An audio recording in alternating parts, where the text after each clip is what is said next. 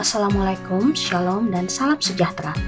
Pada kesempatan ini, saya akan membagikan pengalaman saya selama pembelajaran Agenda 2 tentang nilai-nilai dasar ASN berakhlak. Perkenalkan, saya Gloria Stefani Moses, peserta Latsar CPNS Kabupaten Pakpak tahun 2026, Angkatan 8 NDH 09, Kelompok 1. Saat ini, saya bekerja di Puskesmas Weri, Dinas Kesehatan Kabupaten Pakpak, sebagai nutrisionis ahli pertama.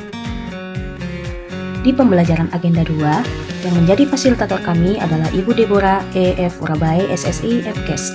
Beliau adalah sosok yang sangat menyenangkan, baik, dan mampu membangun suasana kelas yang aktif, sehingga kami dapat dengan mudah memahami materi yang diberikan, yaitu tentang nilai-nilai dasar ASN berakhlak.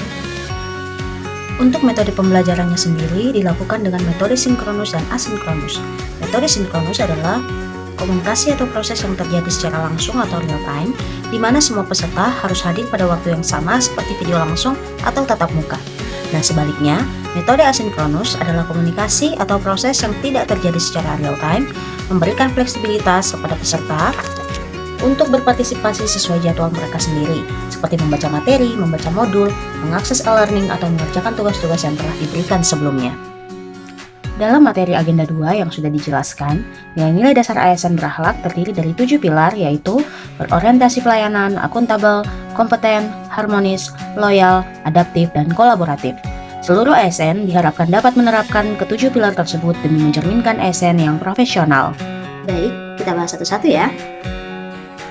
Yang pertama, berorientasi pelayanan merupakan komitmen ASN dalam memberikan pelayanan prima demi kepuasan masyarakat.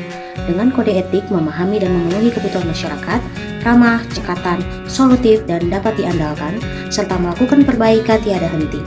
Berorientasi pelayanan memiliki kata kunci responsivitas, kualitas, dan kepuasan.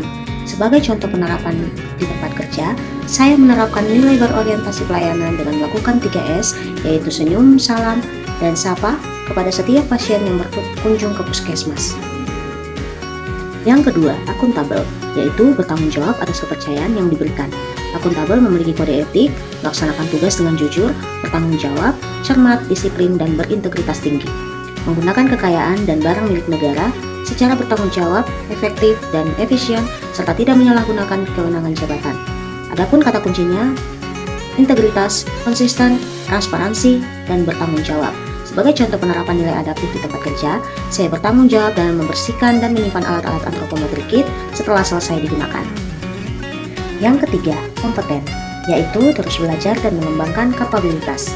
Dengan kode etik, meningkatkan kompetensi diri untuk menjawab tantangan yang selalu berubah, membantu orang lain belajar, dan melaksanakan tugas dengan kualitas terbaik. Kata kuncinya, kinerja terbaik, sukses, keberhasilan, learning agility, dan ahli di bidangnya.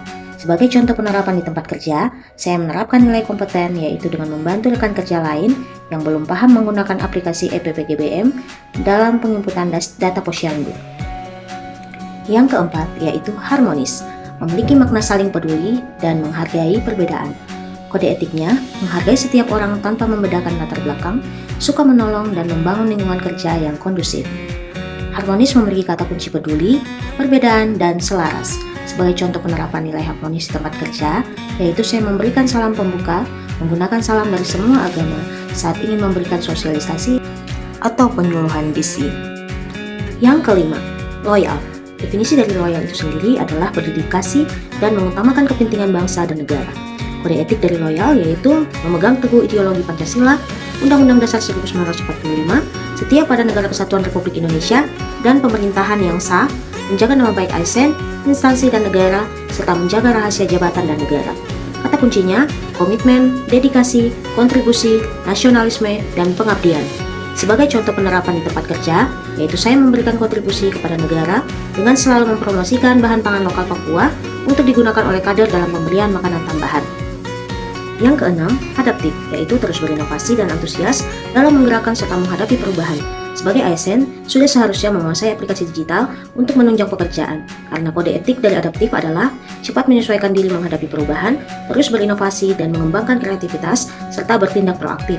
Kata kunci dari adaptif yaitu inovasi, antusias terhadap perubahan, dan proaktif. Sebagai contoh penerapan di tempat kerja, saya menggunakan aplikasi WhatsApp Group untuk memudahkan koordinasi antara petugas gizi dan kader posyandu di lapangan.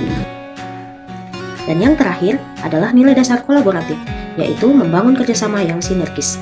Kode etiknya memberikan kesempatan kepada berbagai pihak untuk berkontribusi, terbuka dalam bekerja sama untuk menghasilkan nilai tambah, dan menggerakkan pemanfaatan berbagai sumber daya untuk tujuan bersama. Kata kuncinya, kerjasama, sinergi, dan partisipasi. Sebagai contoh penerapan di tempat kerja, saya selalu dengan sigap menjawab pertanyaan dan keluhan dari kader ketika kader mengalami kesulitan dalam melakukan pelayanan di Posyandu. Sekian rangkuman pembelajaran dari agenda 2. Semoga bermanfaat dan terima kasih. Wassalamualaikum warahmatullahi wabarakatuh. Shalom dan salam sejahtera.